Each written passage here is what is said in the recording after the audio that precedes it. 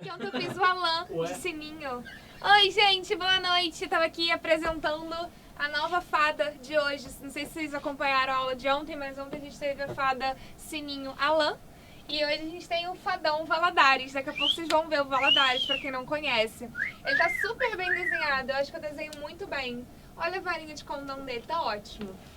Gente, boa noite. Nós somos o Descomplica, pra quem não conhece a gente. Pra quem já conhece a gente, oi! Saudade de vocês. Estamos, como vocês sabem, numa semana derradeira, aquela reta final. Tá todo mundo muito nervoso. Queria que vocês primeiro relaxassem. Nada de ficar nervoso, que isso só prejudica vocês. Vamos falar de coisa boa, vamos falar de... Mentira. Falar de coisa boa sim. Falar de semana de Tira Dúvidas. Ontem a gente teve aula de Tira Dúvidas, de natureza. Os professores de Química e Biologia sentaram aqui e só esperaram vocês mandarem dúvidas. E hoje a gente vai ter os professores de linguagens. Tá? É pra mandar dúvida sobre português, sobre literatura, não é pra mandar dúvida sobre redação. Redação a gente até teve aula grátis hoje no YouTube. Fiquem calmos aí. Português e literatura, mandem suas dúvidas. Eles vão fazer uma super revisão em cima das dúvidas que vocês vão falar, beleza? E eu tô aqui pra lembrar vocês que no final dessa semana fadona, teremos uma coisa muito mais fadona ainda. Se você ainda não sabe, você deveria saber. Sexta-feira, na verdade, no sábado e no domingo tem Enem. E na sexta-feira tem um aulão de 12 horas, hashtag 12 horas nerds. Sim, 12 horas de pura alegria, puro conhecimento, pura revisão pra você mandar bem no Enem. Qual é a nossa missão? A nossa missão é que esse aulão seja fadão pra você. Então você já pode começar a mandar os seus desejos pra gente com a hashtag 12 horas nerds no Twitter, no Instagram, no Facebook. A gente tá recolhendo desejos pra poder montar esse aulão. E quem vai realizar esses desejos são ninguém mais, ninguém menos que os fadões do Enem. Por isso que o professor Valadares está desenhado aqui de fadinha, na verdade, fadão. É, uma fada bem grandinha essa aí, né? Bem recheada. Tá, eu acho que tá a cara bem dele. preenchida. E aí, gente, eu queria convidar vocês pro aulão de hoje, o aulão de sexta-feira, que vai começar às 9 da manhã e vai terminar só às 9 da noite. A gente vai revisar os temas que mais caem, vai ter música, vai ter paródia, vai ter tudo aquilo que você precisa para se sentir pronto, confiante, preparado para a prova do fim de semana. Vai ser fadão, não vai ser muito legal, vai ser fadão. Fadão sempre. E agora eu queria trazer os professores de hoje, que também vão estar com a gente no aulão, só que de outro jeitinho, fantasiados, talvez. Eles são o professor Eduardo Valadares, o rapper das linguagens. Volta e meia ele chega aqui com um bonezinho, né? Digidin, boa noite! Digidin. Boa noite, muito boa noite. Salve, salve a nossa aula. Tira dúvidas de linguagens, mas eu não tô sozinho não, minha filha. Não está sozinho. Agora a gente quer apresentar quem? Ele que é sempre muito esperado. Que já estava aqui há 1 hora e vocês não precisam fazer isso aqui tudo que a gente já sabe. Aê! Rafael, príncipe da redação. Nosso Lorde. Mas ele tá aqui, hoje ele tá como Lorde das linguagens e no aulão ele volta como príncipe da redação. Falaram que eu tô velho pra ser príncipe, que eu já tenho gente, que isso? Príncipe Charles tá eu aí. tenho 36 anos, que eu tenho que casar. Não, gente. Muitos estão assim, um príncipe velho desse lá em casa. Muitos estão assim, O Rafael tá na idade de casar. Gente! Bernardo adora me destruir, Bernardo. Tchau. Gente, olha só, você tá ótimo, tá tudo em cima. O menino Príncipe Charles tá aí, ó. Uma fêmea felizão. Hoje tô levantando tua bola aí pra Eu tô galera. dizendo que o teu vestido é lindo. Obrigada. A Mafê é linda, Mafê diva, hashtag Mafê diva. Vestidinho número 43. Obrigada, E o gente. detalhe do arquinho? Uma Faz toda a princesinha. diferença. Agora vocês não acharam que tá igualzinho o Valadares? Com certeza Achei que tá está. fofo. Uma fadona recheada. É porque, na verdade, a foto é de lado. Se você me reparar de frente, não tem nada a ver. Até porque quem Mas tá de me lado. conhecendo Vamos hoje... ver, ó, de lado tem tudo a ver. Tem Olha tudo a aí, ver. Mas se eu faço esse gestinho assim da fadinha, entendeu? Fica muito parecido. Eu só não sei por que o monitor que está com a gente no nosso chat, vamos apresentar logo, inclusive, que se chama Bernardo. Ele ri tanto enquanto fala das pessoas que estão aqui. Né, Bernardo? Bernardo conhecido como filho do Eduardo. Exatamente. Galera, como é que funciona essa aula se você não veio ontem? Essa aula funciona, você manda dúvidas no nosso Twitter, você manda dúvidas no chat, no Twitter, @Descomplica, hashtag Descomplica ao vivo. O Bernardo vai olhar todas essas dúvidas e aí os professores vão responder, beleza? É claro que os professores podem cortar vocês do tipo, eu queria saber sobre... Cara, se não cai no Enem, eles né? Não vale a pena, que tá todo mundo aqui focado pro fim de semana. Com certeza. Beleza? Então, boa aula pra vocês. E se eu não falar com vocês no final da aula, a gente se vê amanhã e depois quinta-feira e depois no Aluno das Eras Nerds, tá bom? Demorou. Beijinho, boa aula. Obrigado, Mafilda. Beijos. Queridíssimos alunos, muito prazer, eu sou Eduardo Valadares, eu não estou sozinho, daqui a pouquinho está aqui comigo o Rafa Cunha, mas a gente hoje vai fazer uma mega revisão de principais pontos da prova de linguagens. E é claro que a gente fica numa ansiedade danada, até porque o assunto da nossa aula se chama Tira Dúvidas, e eu desconfio que vocês tenham muita coisa para perguntar. A gente estava aqui esperando a aula começar, e a gente já acompanhava ali no chat os alunos colocando linguagens é o meu caos.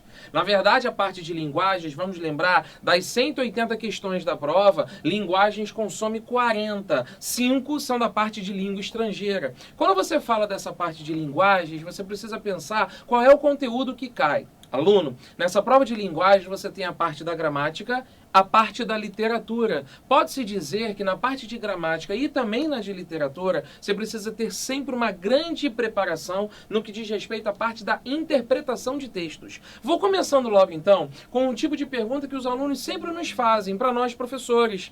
Valadares, Rafael, me ajuda numa coisa? Como é que eu posso melhorar, como é que eu posso performar melhor nas provas que cobram interpretação de texto? Primeiro eu quero diferenciar aqui que muita gente às vezes intitula e acha que interpretar e compreender um texto podem ser vistos como sinônimos. De uma certa forma, sim. Mas eu gosto de dar uma diferença que é a seguinte: compreender um texto, você precisa necessariamente interpretá-lo. Quando você compreende é quando você entende a mensagem que uma crônica, que um conto, que um poema transmitem. Só que para você compreender por muitas vezes a mensagem, você precisa interpretar. Vamos traduzir isso melhor? Vamos lá. Se você pega um determinado tipo de texto que conta uma história, e esse texto, na verdade, ele está recheado de verbos de ação. Então você já sabe muito bem que se um texto conta uma história e ele está recheado de verbos de ação, você pode crer que o texto vai ser intitulado e chamado de um texto narrativo. Isso é interpretá-lo. É você compreender a mensagem que ele passa por meio também da composição de que ele é feito. Então você utiliza os recursos gramaticais, os recursos linguísticos, os recursos expressivos, os recursos literários. Não fiquem temerosos que isso tudo que estamos falando é um vocabulário que a banca do Enem gosta de usar e é um vocabulário que você estudou. Repetindo, falando de recursos gramaticais, são as classes gramaticais que conhecemos. Já vamos revisar, inclusive, quais são todas elas, tá? Mas quando a gente fala de recursos expressivos, recursos literários, são justamente aqueles outros fenômenos que aprendemos que ajudam a interpretar um texto. E nós vamos lembrar, inclusive, de todos esses recursos aqui agora. Então agora a gente já sabe. Compreender um texto é entender a mensagem que o texto passa. Saber interpretá-lo são saber reconhecer que recursos ele se utilizou para você chegar àquela mensagem. Tranquilo? Então beleza. Então o que nós vamos fazer? Nós vamos levantar aqui agora quais são os principais tópicos que da nossa experiência de professor aqui o Descomplica fez esse levantamento e a gente sabe daquilo que sempre cai. Bernardo está aqui, Bernardo é nosso testemunho, ele é nosso monitor de redação e de linguagens. Os nossos monitores, junto com os professores, nós fizemos um trabalho de levantamento de quais foram os principais tópicos que sempre caem. E eu vou começar então essa nossa aula de Tira Dúvidas a partir disso. Valadares, Rafael, quais são os principais tópicos no Enem que sempre caem? Então vamos lá. Primeira coisa que você precisa reconhecer muito são dois conceitos, o de linguagem e o de texto. Nós não vamos dar uma aula hoje do zero. A gente está partindo do princípio que você já sabe o que é linguagem, você já sabe o que é texto, ok? Então existe um conceito que cai bastante na nossa prova do Enem, que vem a ser o conceito de gêneros textuais. Então, a gente já fez um levantamento impressionante de 2009. Eu vou apagar essas informações aqui agora, tá, pessoal? A referência ao nosso site, da nossa aula de sexta-feira. O horário dela de 9 às 9. A gente já pode apagar. E esse belo desenho que ficou aqui sobre a minha pessoa. Pois é, Bernardo, muito obrigado, mas eu tinha que apagar. Pois é. Bernardo, agora você vai me ajudando, tá? Quando a gente fala de gêneros textuais, pessoal, aqui o Descomplica. Nós começamos as nossas aulas desde fevereiro, março deste ano. E a gente apresentou para os alunos em várias aulas diferentes quais são esses gêneros textuais que podem ser cobrados.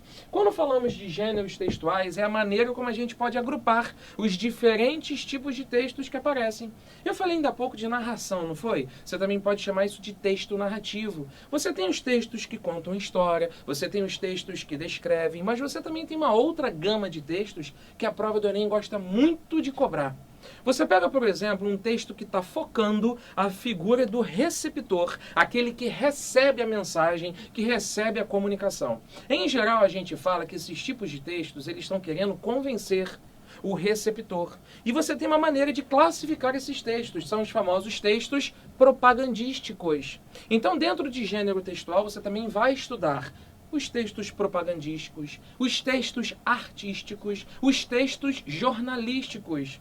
Toda a prova do Enem de 2009 até no passado 2014, sempre aparece uma ou mais de uma questão falando sobre gêneros textuais. Valadares, explica um pouquinho melhor. O que vem a ser um texto artístico? Pessoal, quando você pega, por exemplo, um texto que está trabalhando, sobretudo, a parte da mensagem. Estou falando rápido? Quando eu falo de texto propagandístico, o foco é o receptor. É vender um produto, é convencê-lo sobre a utilização de algo. Quando você fala de um texto artístico, você trabalha bastante a questão da mensagem, aquilo que é passado de uma forma diferenciada. Por muitas vezes, então, um texto artístico é aquele texto que vai trabalhar, sim, o uso das figuras de linguagem, o uso das inversões, o uso de recursos que causem impacto para justamente fazer o leitor, e caramba, nunca tinha parado para pensar que a morte pode ser vista desse tipo, que a arte tem esse papel, que o escritor tem esse significado, entende? Então, uma coisa é um texto propagandístico que tem um objetivo tal, outra coisa é um texto artístico que tem uma outra finalidade. Por exemplo, quando você analisa um texto jornalístico, você pega uma reportagem do jornal para ler. Você concorda comigo que, sei lá, aqui no Rio de Janeiro, hoje é terça, ontem, segunda-feira, da madrugada de domingo para segunda, houve um acidente muito chato aqui no Rio de Janeiro, num bairro de São Cristóvão, que foi uma tragédia. Foi uma explosão de botijão de gás, vai ser numa pizzaria, num restaurante, e aí foi um monte de coisa pelo ar, um monte de lugar pegou fogo, um monte de casa pegou fogo, tem um monte de gente desabrigada que perdeu sua casa, uma notícia muito triste. Você abre o jornal para ler essa notícia e o jornal, ele é bastante pontual a apresentar o fato. O que aconteceu, onde aconteceu, com quem aconteceu, por que aconteceu. O texto jornalístico é aquele que visa informar, passar uma notícia. Ele não quer te convencer se aquela notícia foi trágica, absurda, inesperada. Ele só quer noticiar, ele só quer contar, entende? Então vamos lá, propagandístico, artístico e jornalístico. Dentro dessa classificação, você não pode, por exemplo, ter outros tipos de textos, tá? Você tem a famosa crônica. Crônica é um tipo de texto, inclusive, que sai bastante em jornal. Você tem a crônica literária e você também pode ter aquelas crônicas mais jornalísticas. A crônica esportiva, a crônica sobre a economia, a crônica sobre os fatos políticos, as crônicas sobre as fofocas. Então você também tem diferentes tipos de crônicas. Fica muito ligado, porque a prova do Enem, ela gosta de fazer muito isso aqui, ó. Pegar pequenos textos e falar sobretudo do objetivo que esse texto tem. Ele bota lá o texto e diz assim, pode-se dizer que a partir da leitura do texto acima, seu principal objetivo é, havia uns verbos no infinitivo, já reparou? Informar, descrever, contar, narrar. Então a gente está aqui por um motivo especial. Vamos supor que o texto que você estiver lendo seja um texto em que você esteja percebendo que ele se utiliza bastante do modo imperativo. Você lembra dos modos verbais? Indicativo, subjuntivo e imperativo. O modo imperativo é aquele justamente em que você usa para fazer, olha para cá, um pedido, ou uma ordem, ou pedir um conselho a alguém. Só que por muitas vezes você tem um famoso texto injuntivo. Pois é, abre os olhos, preste atenção nisso. Tem muita gente que de repente não ouviu esse vocabulário ainda. Texto injuntivo é quando você pega, por exemplo, um manual de instruções para você ler. É quando você pega uma bula de remédio. É quando você pega uma receita de bolo. Olha os 3 exemplos que eu dei. Repara no que eles vão ter em comum. Um manual de instrução diz como é que você deve ligar o aparelho, como é que você vai colocar o celular para funcionar. Numa receita de bolo, é todo um verbo de instrução que vai te dizer como é que você vai aplicar aquela receita que você está lendo. Existem os ingredientes, mas depois vem escrito assim, ó, modo de preparo. Bata a massa dessa maneira, unte a forma com manteiga, agora coloque, são todos os verbos no imperativo, entende isso? Ou seja, se você reparar aquele início que eu comecei a aula, pelos recursos gramaticais, você chega à interpretação, entende isso? Beleza? Texto jornalístico, artístico, propagandístico, quando você fala de crônica, quando você fala de texto injuntivo, você não pode ter os textos argumentativos. Eu lembro bem de uma questão do ano passado que caiu sobretudo falando disso. O texto que tem o objetivo de convencer e você precisava marcar nas opções que ele era um famoso texto argumentativo. Quer ver uma grande diferença que se coloca? A linguagem utilizada num texto jornalístico para um texto argumentativo. O texto argumentativo é aquele que quer defender uma opinião e não simplesmente narrar um episódio, narrar um fato, mostrar um acontecimento. O argumentativo é o que você de fato faz na redação de domingo, convencer o leitor de que a sua opinião, de que o seu ponto de vista é correto. Tudo bem até aí? Se você reparar então, a gente começou a falar de gêneros textuais, porque na verdade tem um conceito de texto envolvido nisso. Mas agora a gente pode ir para outra palavrinha que eu utilizei. Lembra qual foi a outra palavra? A palavra sobre linguagem. E dentro de linguagem a gente tem outro tópico muito importante para revisar. Galera, fica atento a isso. Eu falei e vou repetir. Nós fizemos um levantamento aqui no Descomplica e a gente passou por todas as questões das provas de 2009 a 2014 e sempre esses assuntos caem. E aí, Rafa Cunha, dentro de linguagem, a gente vai definir para os nossos alunos o que linguagem significa. Galera, linguagem é tudo aquilo que possibilita a nossa comunicação.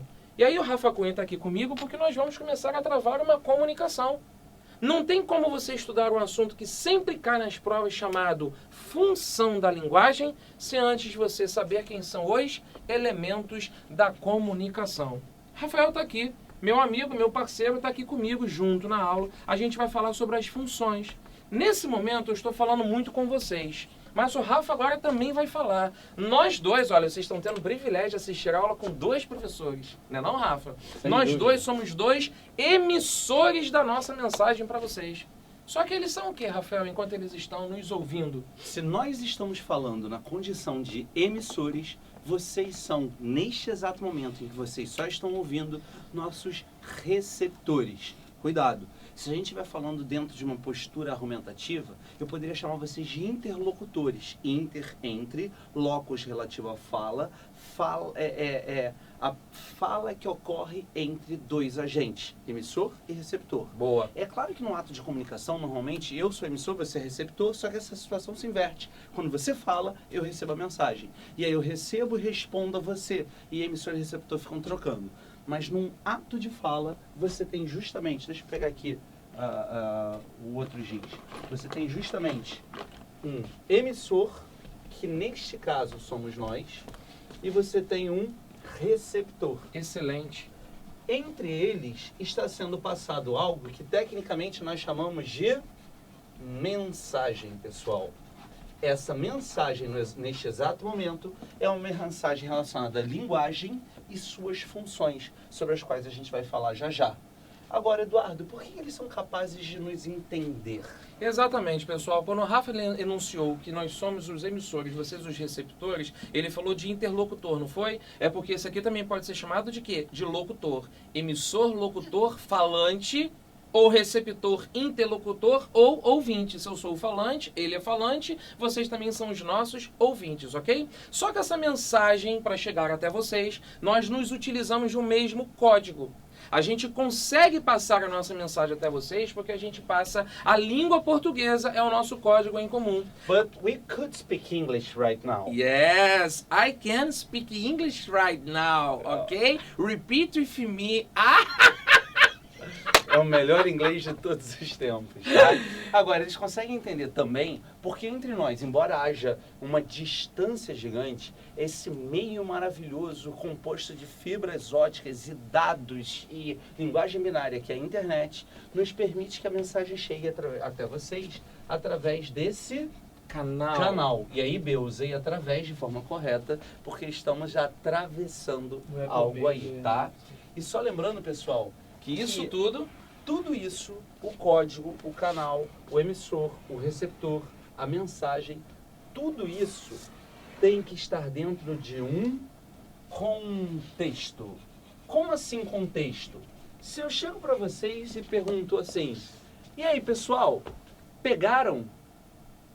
Quando eu estou numa sala de aula, mesmo que virtual, olhando aqui para o quadro, apontando para vocês e perguntando, e aí pegaram? Qual o sentido do verbo pegar? Entender, compreender, né? É até numa linguagem mais Absorveram. informal. Pegaram, entenderam, compreenderam, absorveram. Agora eu tô vendo ali um pacote de M&M's de amendoim. E ele estava na mesa, mas nesse exato momento está na mão de Bernardo Soares. Grande Bernardo Soares. Neste momento Quem dera. eu viro pro B e falo: e aí, B? Pegou? É o sentido de entender? Vejam, o emissor sou eu, o receptor é o Bernardo, a mensagem é a mesma, o uso do verbo pegar, com língua portuguesa e um canal que é esse meio físico aqui.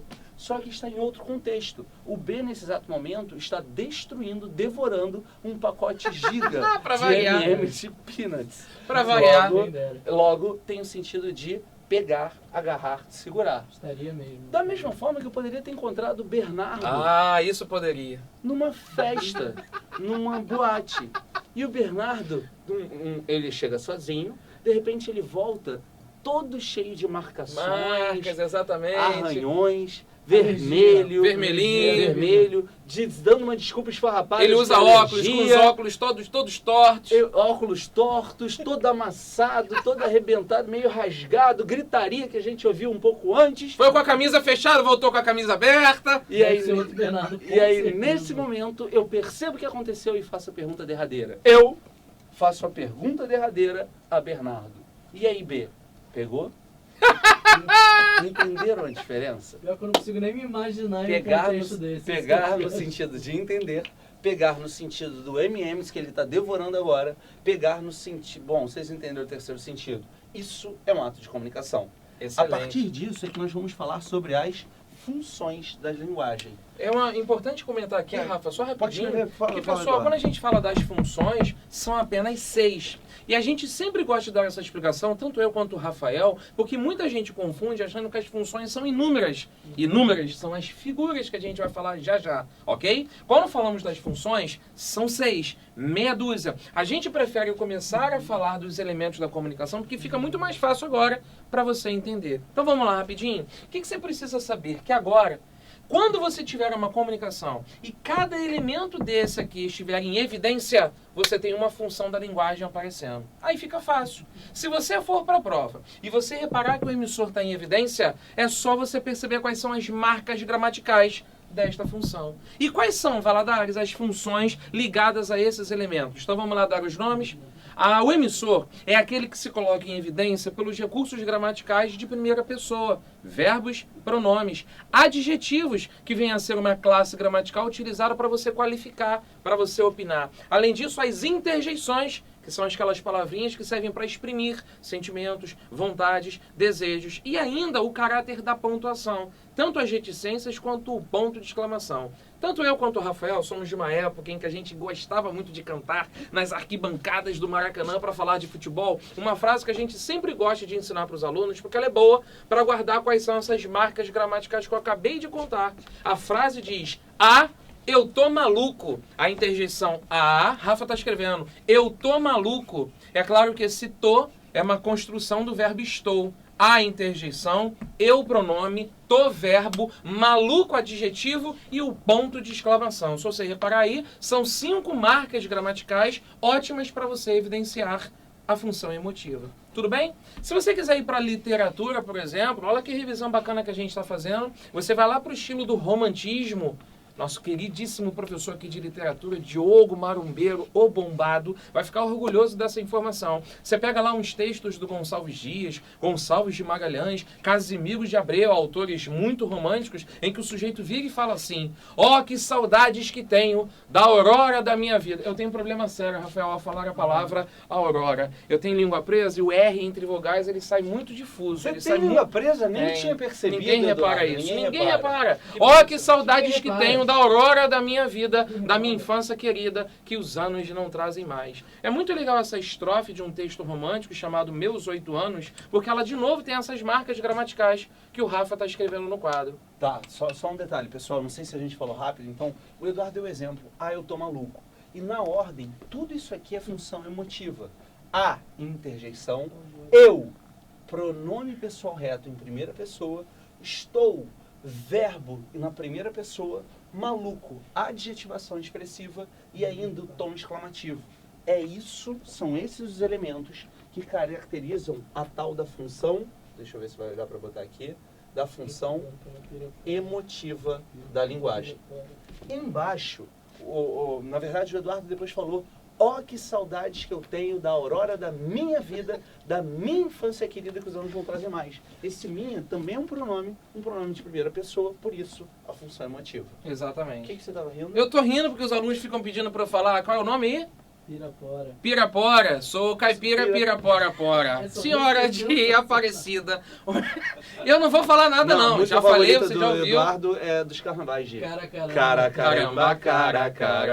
Essa música é muito boa, inclusive. Mas eu não posso cantar, pessoal. É melhor você ler, né, cara? Aí é C-A-R-A. Você já sabe o que você vai ler, tá? Bom, sem brincadeiras. Vamos para a segunda? Depois a função emotiva, aquela linguagem. Aí agora você vai mudar a evidência do elemento da comunicação. Quando você trata de colocar em evidência o receptor, você está falando da função apelativa. O nome já indica muita coisa. Você está fazendo um apelo a alguém. Então você está colocando em evidência o receptor. Por isso que você tem outras marcas gramaticais. É o famoso uso do verbo no imperativo. Aí você tem as marcas do verbo na segunda pessoa do discurso, tanto em pronomes quanto nos verbos. Então anota aí, o modo imperativo, o uso de pronomes e verbos em segunda pessoa. Só que quando você está deixando o receptor em evidência, é porque você está falando com alguém. Logo, você chama esse alguém. E se você chama, você usa uma função sintática, que a gente costuma dar o nome, dessa ideia do chamamento. Invocar é o famoso vocativo. Vocativo tem a ver com isso. Bernardo, vírgula, olhe para cá, por favor. Hein, Bernardo, vírgula, eu estou usando um vocativo, esta é a função apelativa. Tudo bem? Marcas da segunda pessoa, uso do modo imperativo, a presença do vocativo são as marcas gramaticais para você reparar o uso da função apelativa. Vamos acelerar? Terceiro item que o Rafa colocou. Posso falar sobre o código? Código. A função da linguagem ligada ao código é a função, se você não sabe isso, é a função metalinguística, tá? A famosa metalinguagem. Qual é o melhor exemplo de metalinguagem? O dicionário. No dicionário você tem palavras e o significado delas trabalhados com palavras. Ampliando um pouco essa interpretação, é como se você assistisse a um documentário com... Obrigado. Você sabia o que ia falar, mas não estava vindo. Saindo. Um making... É bom que a gente se conhece há muito tempo. Um making off de um filme. Repeat after me, Rafael. Making off. Ok? Making off. Preste atenção na pronúncia, por favor. Obrigado, pessoal. Muito bom. Estamos sendo preparados para a prova de inglês também. Vamos dar as mãos e orar, porque vai ser bravo. Pessoal, peraí. Documentário tem um making off. Um making off é um filme falando sobre como fazer um filme. Esse seria um filme metalinguístico. Muitos alunos perguntam: poxa, Rafael, mas como isso cai no vestibular? Não vai cair com um dicionário. Quer dizer, se cair, ótimo, é um prato cheio. Mas sabe como é que pode cair? Uma poesia falando sobre a arte de fazer poesia. Tem um poema modernista, agora eu não lembro quem escreveu, que diz assim: que é poesia? É isso mesmo, a ilha cercada de palavras. Que é poesia? É a primeira pergunta. Que é poesia? A poesia é uma ilha cercada de palavras por todos os lados. Acho que é Carlos Drummond. Carlos Drummond, agora não me veio. Pessoal, quando é uma poesia falando sobre a beleza de fazer poesia, essa é uma metapoesia, esse é um metapoema. Os parnasianos adoravam, vamos falar de literatura, os parnasianos adoravam fazer metapoemas. Por exemplo, Profissão de Fé.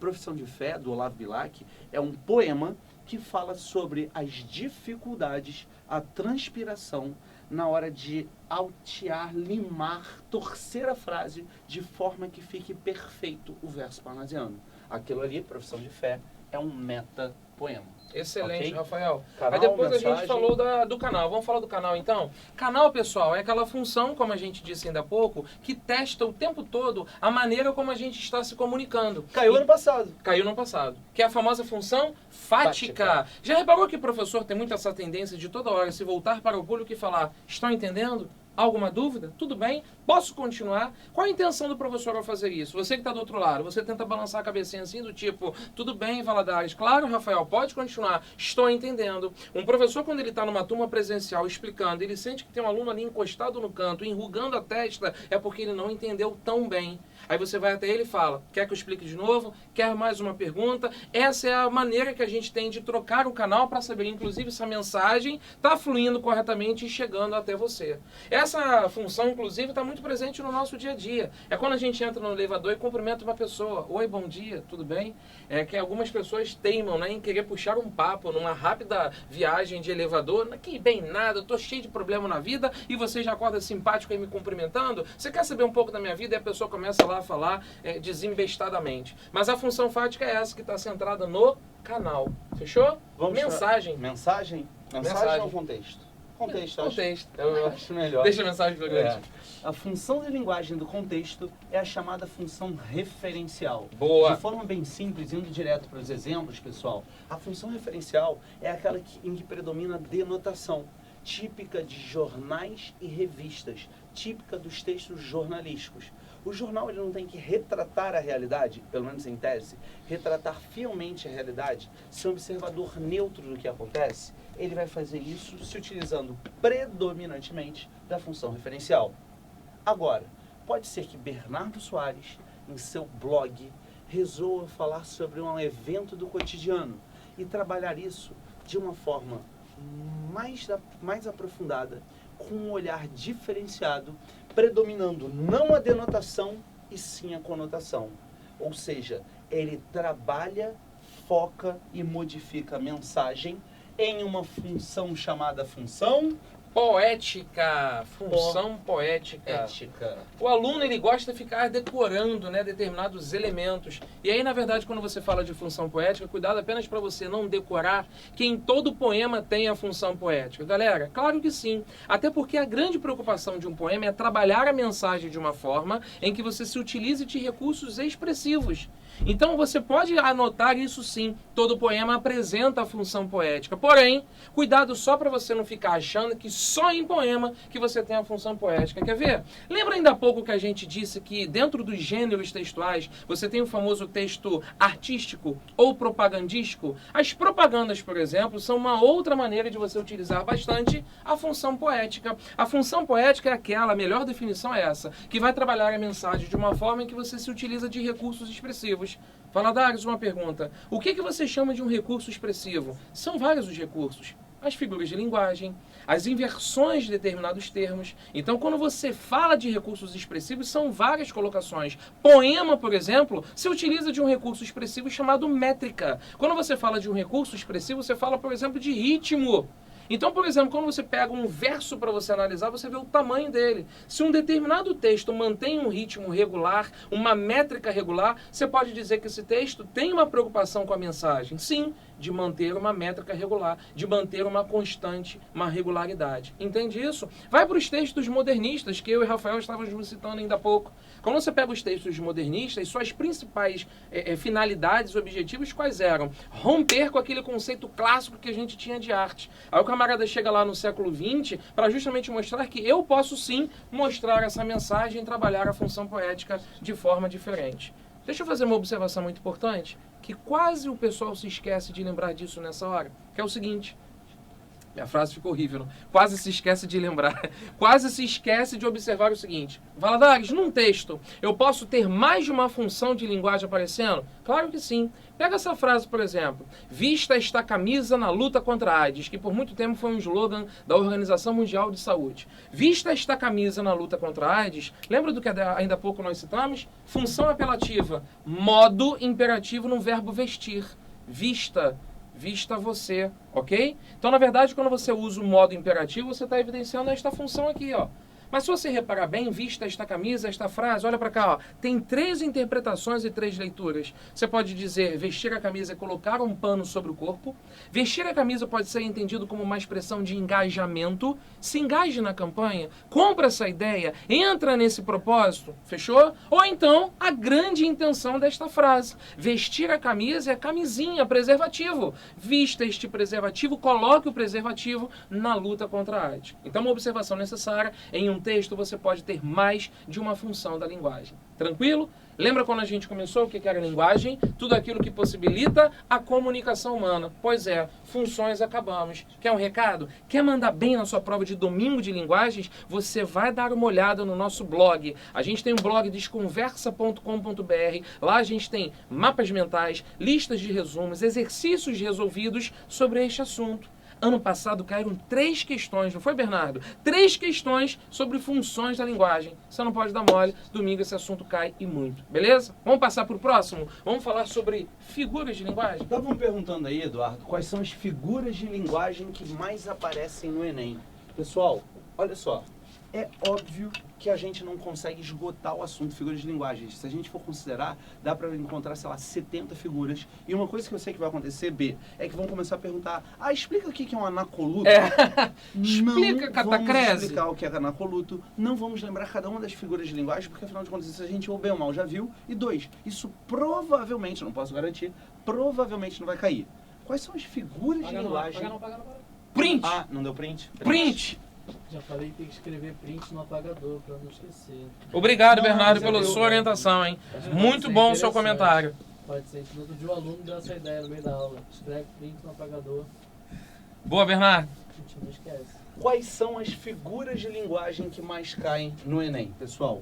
Direto ou indiretamente, Eduardo, me ajuda aí na listagem, tá? As figuras de linguagem que mais caem são, vou botar, a mãe de todas as figuras de linguagem, a metáfora, tá? E olha, eu não vou fazer descrições, eu não vou fazer minúcias em relação às figuras, eu só vou citá-las. A metáfora é aquela que trabalha com a associação subjetiva entre dois elementos.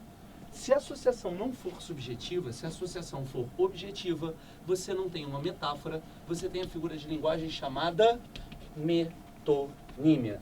Galerinha, é muito comum alunos confundirem a metáfora com a metonímia. Nós falamos isso algumas vezes ao longo do ano. O que eu quero que vocês lembrem é, uma é uma associação subjetiva criada pelo emissor e a outra é uma associação objetiva. É quase como se a sociedade já reconhecesse aquilo. Embora eu tenha dito que não vou ficar dando exemplos, só nesse caso eu vou exemplificar. Que é importante. Quando eu digo, Eduardo é um touro, Boa, garoto. eu estou trabalhando uma metáfora, porque eu estou associando Eduardo a um animal forte, corajoso, valente. Logo ele para falar como de touro. mim. Logo ele. O Rafael, quando para pra ouvir alguém Como falando touro. ao lado, ele fica assim, entendeu? Pra forçar aqui o braço dele, pra mostrar toda a sua Tô força. falando que eu sou um frango agora, cara. Sai. Ó, eu sou um frango, isso também é uma metáfora, sem dúvida. Se eu falo que Marco Fisben, Marco Fisben, tá sumido, né? claro, faz muito tempo que eu Tá não... muito não, tempo, Ele muito está tempo. sempre nos Estados Unidos. Exatamente, viaja muito, As pessoas cara. falam, ele deve estar no seu iate, Exatamente. rindo de todos nós. Exatamente. E, O cara tá enfim, sumido, cara. O Marco sempre... É isso. Pessoal, corrente. Vamos lá. Rala, A corrente. metonímia já é uma associação objetiva. O exemplo clássico é aquele, li Machado de Assis. Você não leu Machado de Assis, você leu a obra, os livros de Machado de Assis. Assim como quando você diz, Bernardo, me empresta bique esferográfica preta. Você não falou caneta, você falou bique. Essa associação não foi você que criou. É uma associação quase que prévia àquela. É uma metonímia. E às vezes a gente constrói metonímia sem perceber. Por exemplo, quando a gente diz, fui ao médico ou fui ao barbeiro. Na verdade, médico e barbeiro são pessoas. Quando você vai a algum lugar. Essa associação que você fez entre o salão e o barbeiro, ou entre o médico e o consultório, isso é uma metonímia. Deixa eu só fazer um comentário aqui muito importante, Rafa. Passa pra cá. Galera, muito cuidado com quando você quer guardar as coisas e você fica dizendo que metonímia é sempre a parte pelo todo. De uma certa forma, beleza, funciona. Mas nem todas as metonímias podem ser definidas como a parte pelo todo. O exemplo que o Rafael acabou de dar sobre a questão de uma marca Bic, de uma caneta, você está substituindo, na verdade, a marca pelo nome do produto. Hoje de manhã eu estava dando aula de revisão para os nossos alunos assinantes e a gente deu um exemplo a respeito da marca Presto Barba, quando você faz a barba, por exemplo. Presto Barba é a marca de um aparelhinho chamado aparelho de barbear, ok? Presto Barba é o nome da marca do produto, assim como quando você usa cotonete. Cotonete é a marca de um produto cujo nome real se chama hastes flexíveis de algodão. Isso é Nossa. excelente. E isso é um ótimo exemplo de metonímia quando você substitui o produto pela sua marca, ok? Então cuidado com essa definição de a parte pelo todo. Olha quanto isso, o Rafael já foi enumerando outras figuras. Já coloquei mais algumas aqui, Eduardo, e fica à vontade para colocar mais, tá? Ironia, vocês sabem que é ironia, pelo menos de forma grosseira. Dizer o contrário daquilo que se pensa. Normalmente no Enem não vai cair dizer o contrário daquilo que se pensa. Por exemplo, eu olho para a camisa xadrez do B, acho essa camisa horrorosa, não acho não, tá? É só um exemplo. E eu falo, que camisa bonita em B, haja bom gosto. Eu estou dizendo exatamente o contrário daquilo que eu penso, eu estou utilizando uma ironia. Normalmente no Enem, isso cai num contexto literário, como por exemplo Machado de Assis, em Memórias Póstumas de Brás Cubas, ele diz: Marcela amou-me durante 15 meses e 11 contos de réis. Vou repetir. Marcela amou-me durante 15 meses e 11 contos de réis. Vocês percebem a ironia machadiana, bem mais sutil do que aquela do exemplo que eu coloquei com B?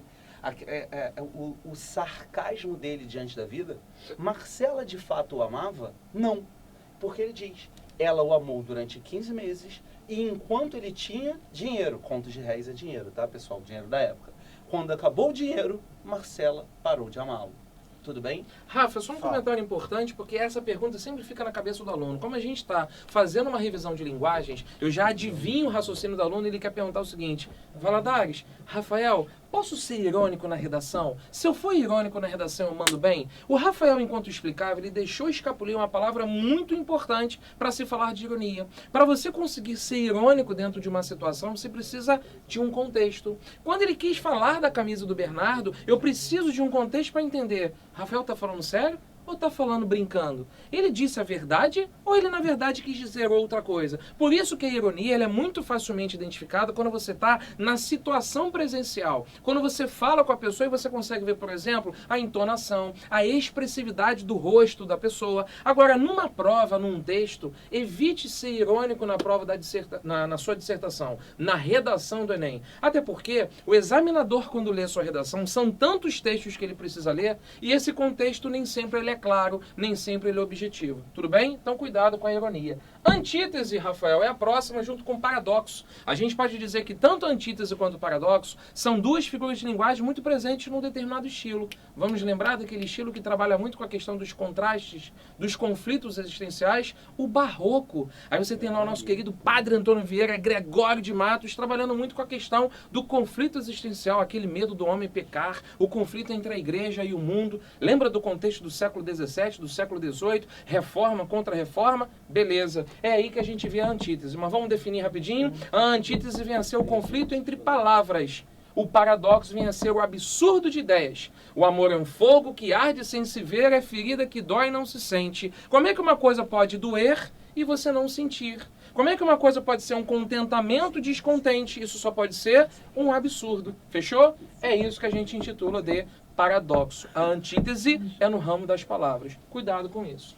Quando você vem para personificação, você também tem outro nomezinho que você chama de prosopopeia. É quando você atribui características animadas a um ser inanimado. Então a gente sempre gosta de dar aqueles exemplos quando você pega elementos da natureza, como a lua. Então você fala que a lua está chorando de amores por alguém. Na verdade, é um elemento inanimado e você está tentando transferir uma característica. Quando você fala animado, é uma característica com vida. Ânimo no sentido de expressividade humana para um ser inanimado. Isso que você chama de personificação ou prosopopeia. Tranquilo? A última que o Rafa enumerou aqui, mas ainda tem outras, é o eufemismo. Eufemismo é quando você ameniza, atenua uma notícia negativa. Em geral, a gente vê muitos exemplos de eufemismo quando você está numa notícia sobre morte. Fulano subiu dessa para uma melhor, ou fulano vestiu o paletó de madeira. Nossa, e você tem várias expressividades, inclusive, para falar de morte. Vamos combinar que é um tipo de humor, inclusive, bem trágico para se noticiar a morte de alguém. Políticos gostam muito disso. Eles nunca falam que o outro político mentiu. Ele sempre fala,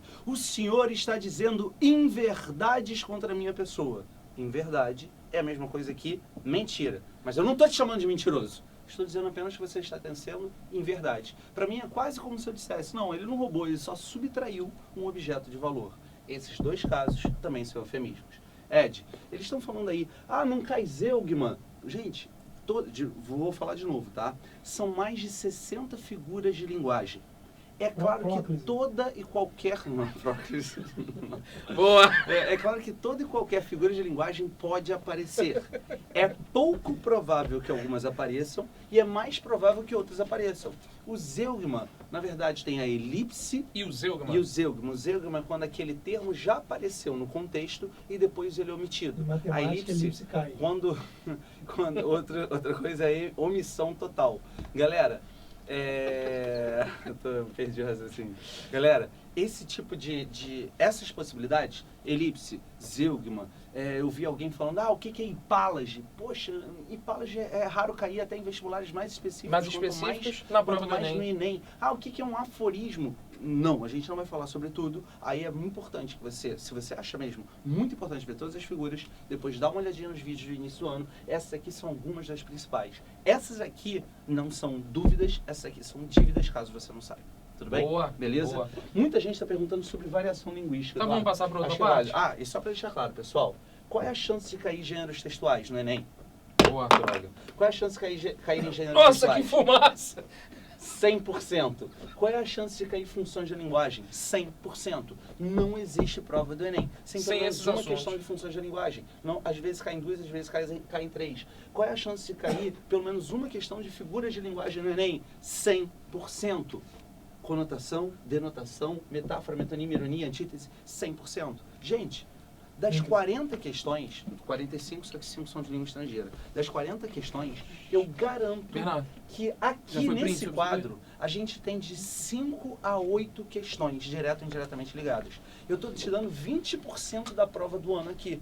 Não tem porquê você não estudar, você não se preparar para isso. excelente. Certo. Vamos deixar só eles fazerem um print, Rafa. Chega pro 1, 2, cantinho aí. 3 e... Olha o print da tela. Print. Ah! Vamos apagar aqui. Apagando. Vamos falar de variedade linguística, Rafa. Na verdade, pessoal, Escreve sobre aí, variedade Ed. linguística... Oi. Escreve aí, não, falei. Escreve Sobre a aí. variedade linguística, a gente nem tem tanto assim o que explicar, até porque a variedade linguística se percebe de uma maneira bem fácil. A variedade linguística, na verdade, ela tem algumas classificações. E aí, quando a gente explica esse tópico, variedade linguística, é porque você tem tipos de registros dessa linguagem aparecer. Olha aí, ó, variedade linguística. Então você tem determinadas variantes que a gente intitula de 3 tipos. As variantes sociais, as variantes de registro e as variantes, na verdade, em que você tem recursos utilizados em determinados lugares, por exemplo, chamados de região, variedades regionais. Então vamos colocar aqui ó, embaixo os seus tipos. Variedades linguísticas, faltou essa aqui, ó. Variedades linguísticas, você tem as variedades de registro, tá? As variantes sociais, Eduardo, E você bolacha tem- versus biscoito. as Obviamente, variantes, eu esqueci o terceiro nome que eu intitulei, Regionais. variantes de registros sociais e... Caramba, acabei de intitular, fugiu a palavra. Regionais. Regionais? Regionais. Por isso que eu falei bolacha versus biscoito. eu não Qual sabia foi se- o termo que você usou? Bolacha versus? Bolacha versus biscoito. Primeiro, deixa claro que não existe bolacha. Exatamente. Essa Bolacha discussão que aí merece. inútil que as pessoas colocam em rede social, se você chama de biscoito, se você chama de bolacha. Bolacha, vamos combinar que é um nome completamente equivocado para você falar de biscoito, né? Mas na verdade, sem brincadeira, quando você vai para determinadas regiões, você tem tantas trocas, isso já caiu no Enem, isso cai toda hora no Enem. Eu sempre gosto, na hora desse assunto, de dar aquele exemplo de uma questãozinha que fala sobre jabá com girimum. Tem isso. Em determinadas regiões do Brasil se chama jabá com girimum. Em outras regiões, como a gente tem aqui no nosso sudeste, por exemplo, você não fala assim. Você fala o quê? Abóbora com carne seca. Girimum, abóbora, jabá, carne seca. E no Nordeste as pessoas só conhecem jabá com girimum. Aqui no Rio de Janeiro a gente fala de tangerinas. Em outros lugares, mexerica. Mexerica. Em outros lugares, Bergamota. bergamota. No sul do Brasil só se fala bergamota. Inclusive, o Eduardo, para homenagear a esposa dele, Isso é uma história completamente sem contexto. colocou no celular, toda vez que ela liga, aparece bergamotinha aparecendo. Isso foi minha Em vez de ele outro falar caso. amor, Ele tá viajando. linda, paixão, ele botou bergamotinha. Meninas, vocês gostariam de ser chamadas, não é a tangerina do Brilho Eterno de uma Mente Rafael Sem tá Lembrança, confundindo. tá? Vocês gostariam de ser chamadas pelo homem da sua vida de minha bergamota? Pior que o Rafael tem Enfim, vou pular propriedade. essa parte, né? O Rafael tem propriedade, mas depois a gente conta essa história. Vamos avançar porque a gente está em cima do laço para fechar nossa hora. Nossa aula. Quando a gente fala de variante de registro, assim como o Rafael citou ainda há pouco um poema famoso, tem um poema chamado Pronominais, Diz a gramática do bom negro, do mulato brasileiro, papapá, dê-me um cigarro. Mas, na verdade, a gramática deveria dizer como me dá um cigarro. Que é, de novo, um texto modernista com a intenção de fazer uma crítica ao fato da nossa gramática ser muito elitista. Como assim eu vou fazer um pedido, dê-me um cigarro aí? Me dá um cigarro aí, meu irmão. E aí, nessa forma do registro, é a norma culta, como ela inventou a regra com que você deveria falar. Entende? Norma culta versus coloquialismo, tá? Vocês perceberam, né? Dê-me ênclise. Me dá um cigarro. Como é que se chama isso? Excelente, Marco. Próclise. Próclise. Aê! Física também é cultura. Não sabia que era pergunta de verdade. É, Boa, de boa. verdade. A próclise é essa anteposição do pronome antes do verbo, Tá, ok? até, pessoal, o Eduardo, muita gente falou, dá regras de próclise, mesóclise e ênclise. Gente, isso não cai na prova de linguagens do Enem, a não ser para você identificar que aquilo ali pode ser um registro coloquial, É matemática. um registro que não está de acordo com a norma culta.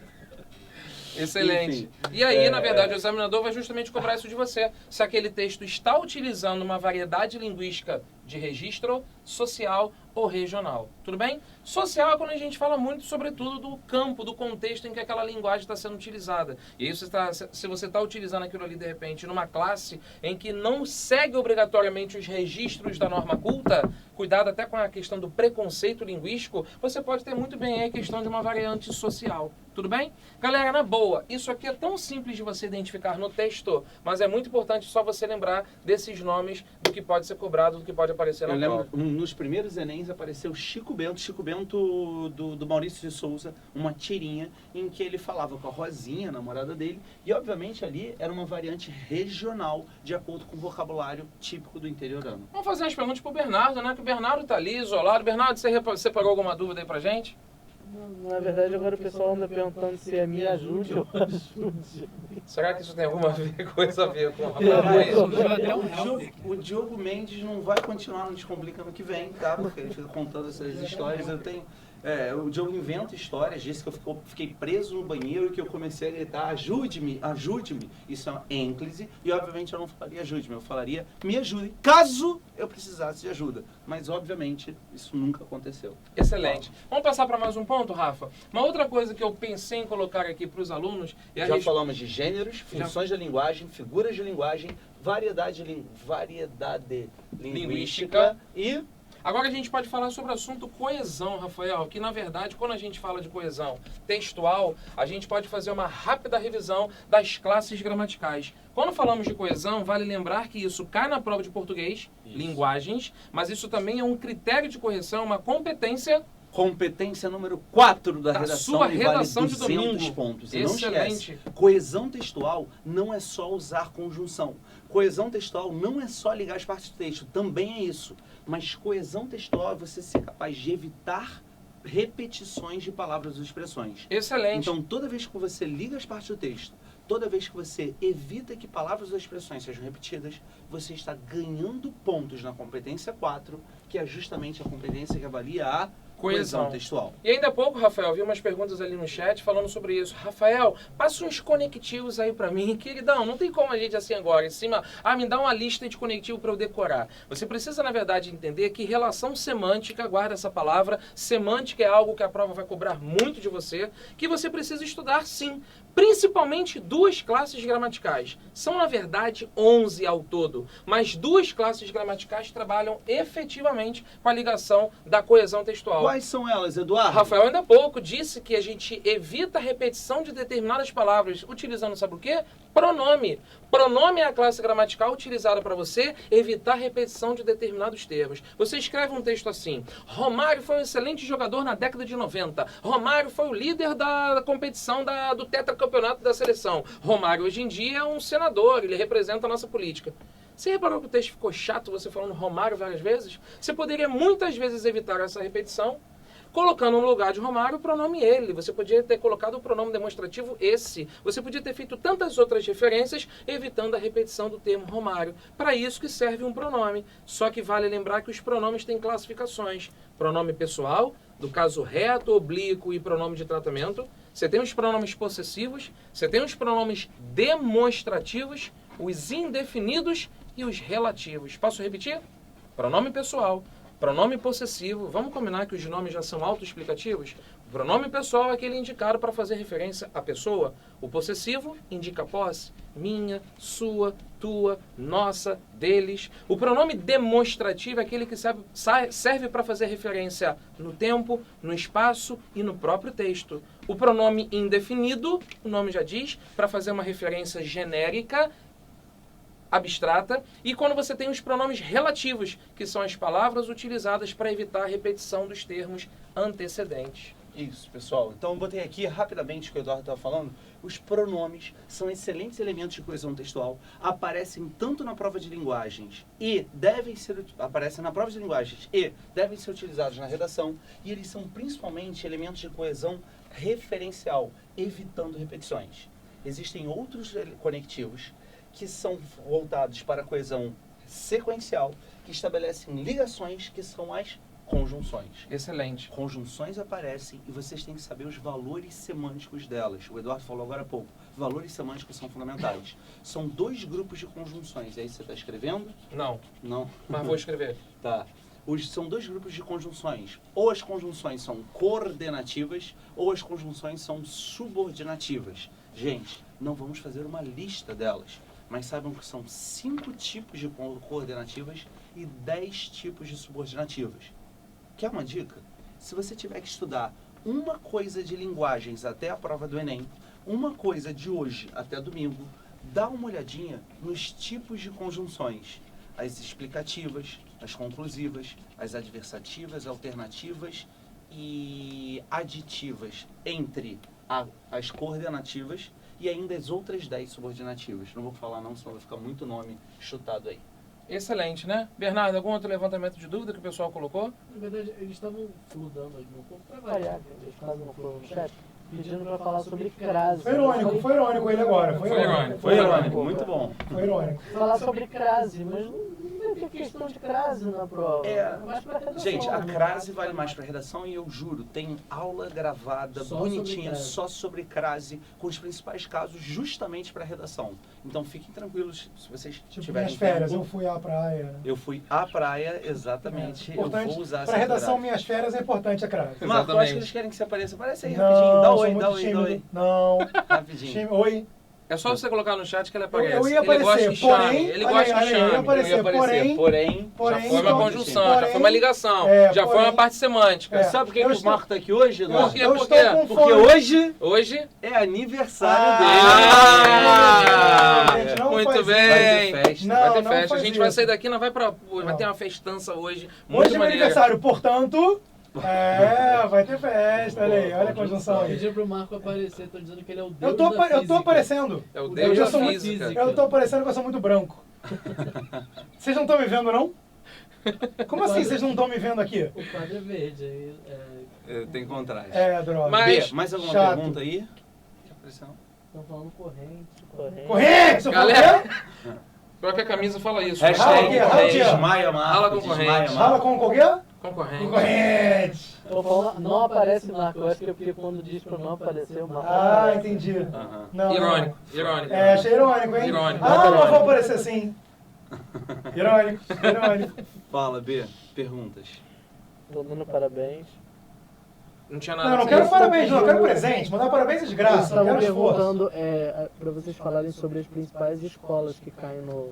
Tá, olha só, na verdade a gente já tinha até preparado isso para terminar a nossa aula. Vai ser então a nossa última referência para a gente fechar, até porque a gente já passou do horário que a gente combinou com vocês. Mas sobre a parte de gramática e a parte mais da semântica, todos esses pontos que nós levantamos aqui, você pode ter certeza que você está muito bem encaminhado para a sua prova de domingo. Do que diz respeito à parte da literatura, não venha com essas perguntas de cai arcadismo, cai simbolismo, Qual é a diferença queridão. entre cultismo e conceptismo? Charme Você funk. não precisa decorar. Você não precisa decorar nada disso. É claro que quanto mais bagagem cultural você tiver, melhor no Enem. Mas no fundo, você não precisa estudar os estilos de época. O único que pode vir a ser cobrado é o modernismo. Excelente. E aí o modernismo, de uma forma geral, você só tem que lembrar que ele é uma estética que rompe com a estética tradicional. O modernismo, ele traz inovação, inventividade para as artes, para a literatura, ignorando tudo o que aconteceu no passado, pelo menos na sua primeira fase, e a partir daí começa a fazer algo novo. Depois, um pouco mais maduro, ele até pega referências estéticas das escolas anteriores. E aí passa a ter muita gente falando sobre muita coisa. Então, volta e meia aparecem textos de Carlos Drummond de Andrade, Manuel Bandeira, Oswald de Andrade, Mário de Andrade, Graciliano Ramos, Guimarães Rosa, Clarice Lispector Que todos amam. e afins. Pessoal, vocês não precisam estudar os autores. Exatamente. Basta saber a que estilo eles estão, com que estilos eles estão relacionados, a que estilo pertencem e quais são as características gerais desse estilo. Como eu falei, no modernismo é a ruptura com a tradição artística e a busca por um algo novo aqui no Brasil. Excelente. Galera, no mais, vocês estão extremamente preparados. Tenho certeza que esse tira dúvidas aí da nossa aula de hoje serviu para te ajudar, para te colocar na cara do gol da sua prova de domingo. Mas aquele recado que a Mafê deu lá no início da aula. Você não pode perder o nosso Você não voltou aulão. pra dar recado de novo? Pois Mafê é. ia voltar. Ah, o aulão Vai de voltar. nossa, Mafê, da nossa Mafê. sexta-feira. De 9 às 9 da noite. O nosso 12 Horas Nerds. Peraí, o nosso pessoal, não encontro anotou. de Que sexta-feira. horas começa? 9 da manhã. E que horas termina? Vai até às 21 horas, Mas às quando? 9 da Mas noite. quando vai ser Sexta, isso? dia 23 Que de outubro. sexta? Ah, Essa agora. Entendi. Depois de que amanhã, horas amanhã. começa? 9 horas da manhã. E vai até que horas? 9 horas da Mas noite. tem que dizer quando é, né? Quando é? Dia 23 de outubro. Dia 23 de outubro. Sexta-feira. Bem, mas tipo 2015 agora. Agora. Não é no ano que vem. Não, é agora. Começando a... Olha lá aí! Olha lá! Como é que ouviu? Como é que a gente vai Sempre terminar sem a Mafê? Vem pra cá, Sempre Mafediva! Vem pra cá, Hashtag Mafediva! Mafediva. Não, gente, a hashtag é outra. Ah, é? Pelo amor de Deus, a gente tá falando de outra hashtag agora. Eu queria você nos Trends and Topics. Não, Fala aí, a Eduardo, gente como é que você cantou chama? Trends Topics, repeat for me, Trends Topics. Mafê? Esse menino é maravilhoso, falando Mafê? inglês. Quando o Valadares começou, não falava uma palavra de inglês. Ô, evolução, Não amigo! falava uma palavra de inglês. Fica. Mafê, you can go. Can you finish this class? Ok? Claro. Thanks. Gente, o Marco, ele tá O Marco, se ele tá contorcendo na acostumado parede. com o Eduardo Thanks. falando. Repeat with me. Para Eu de zombar eu preciso dele. ver mais aqui, tem sempre isso. Sempre. É constante. Gente, boa noite. Voltei. Prometi pra vocês que eu ia voltar. Eu voltei. Sabe o que eu vou Quer que fazer? eu apague? Vou Deixa apagar. Eu voltei! Agora é pra ficar. Galera, como a gente falou, essa semana a gente tá sendo uma semana de tira dúvidas. Ontem a gente teve tira dúvidas de natureza. Hoje a gente teve tira dúvidas de linguagens. Amanhã vai ter tira dúvidas de humanas. E na quinta-feira, ela, a mais temida, a matemática, vai ter tira dúvidas de matemática. Para isso, a gente está fazendo um superaquecimento pro aulão 12 Horas Nerds. Hashtag 12 Horas Nerds. Quando Vou é o escrever. aulão, Mafê? Dia 23, essa sexta-feira, Mas de que ano, Mafê? 2015. Ah, Olha aí, olha aí, hein? olha aí, tá Pessoal chegando. pessoal fica às vezes com as dúvidas que a gente não espera, né? É isso. De 9 da manhã às 21 horas. Tudo isso? Sim, cara pálida. O aulão é 12H Nerds. O que você esperava, né? 12 horas de aula. 12 horas de revisão. Você vai saber tudo o que mais cai no Enem. A gente vai revisar tudo aquilo que você precisa saber para fazer a prova no Vai ter sábado, no circuitos? domingo. Vai ter circuito. Vai ter quando os elétrons se mexem? Vai. Como é que é o nome disso? Corrente. Corrente! Vai ter análise combinatória, vai ter movimentos sociais, Rafael falou que história. elipse não cai. Elipse Elipse não cai. Não, Elipse Rafael, não que cai. elipse não cai. Nunca caiu, né? Não, nem prosopopeia. Você tá falando de elipse de português, tô pensando em matemática. Eu também. Olha Ô, aí. Mafê, Eu também isso é caí puro nessa. nerdismo. Eu Por também- exatas, eu também Mafê, caí por nessa. exatas. Gente, deixa eu dar meu recado aqui em paz. Olha só, dia Não. 23 de outubro, essa sexta-feira, aulão 12 Horas Nerds, de 9 da manhã às 9 da noite. O que vai ter no aulão? Vai ter revisão dos temas que mais caem, vai ter muita zoeira, vai ter música, vai ter professor fantasiado de fadão, vai ter o Rafael de Príncipe, olha o spoiler. Galo dos Pomposudos. Vai ter, galera. Anões Tequileiros. Não, esse Isso não tem no aulão. Onde mas tem isso? tem no aniversário do Marco. Que é quando? Hoje. Ah, moleque! E são Hoje. todos o quê? Convidados. Ah, lógico, onde é que é? Avenida das Américas, 2450 Play. 2490, Mafê! Não vai chegar no lugar errado. Play, mas precisa de convite? Não precisa de Que convite, que tá tem que todo fazer? mundo convidado. É só chegar. É só chegar!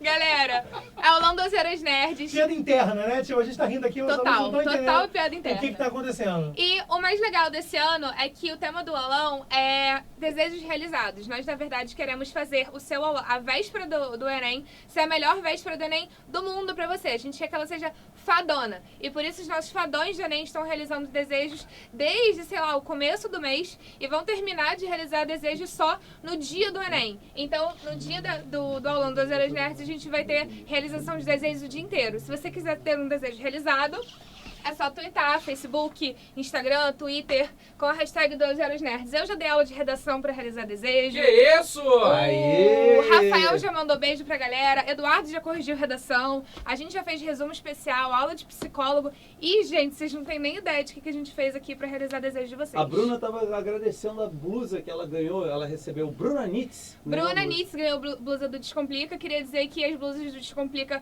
por enquanto, acabaram, mas... Mais nada, que ninguém autorizou nada, não. Mas... Quem autorizou isso? No dia do aulão, vocês vão ter chance de ganhar a camisa do Descomplica e eu vou contar como no dia do aulão das Horas Nerds. Que acontece que dia? Que acontece no dia 23, das 9 da noite, da manhã Oh, até as 9 da noite. 23? Como assim 23? 23 tem todo mês. 23, sexta-feira, 23 de outubro, essa sexta, mais conhecida como essa sexta. Olha aí que coisa boa. futuro próximo essa. Muito bom, tá certinho. Posso responder dúvidas sobre o aulão? Que dia é o aulão? Ah, é grátis? Isso é muito grátis, o aulão é importante. pago. Muita Não. gente pergunta isso. Claro Muita que não. gente pergunta. É grátis, são 12 horas grátis. E aí, eu aconselho você já falar pra sua mãe, então, sexta-feira eu vou ficar 12 horas na frente do computador, da TV lá da sala e Fralda, tal. né? Porque... Mãe, fralda. Compra fralda pra mim. Fralda. E, por favor, serve aqui almoço, lanche na minha cama, no sofá aqui da sala, porque vou estar assistindo o aulão, vou estar me preparando pro Enem, pra garantir o meu futuro, Não que é pode o que parar. você quer.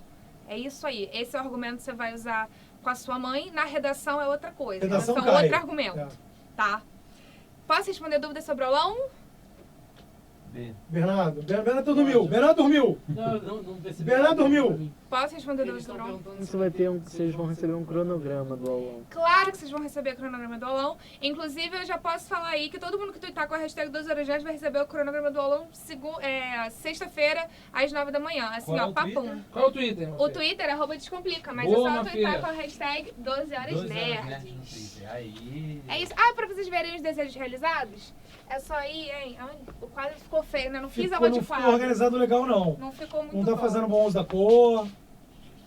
Em descomplica.com.br/2H-nerds. Olha que fácil. /12H-nerds. Esse N aqui é minúsculo. Ai, apaguei com a mão, perdi ponto, Não né? pode perder o ponto, perdeu muito. Perdi ponto.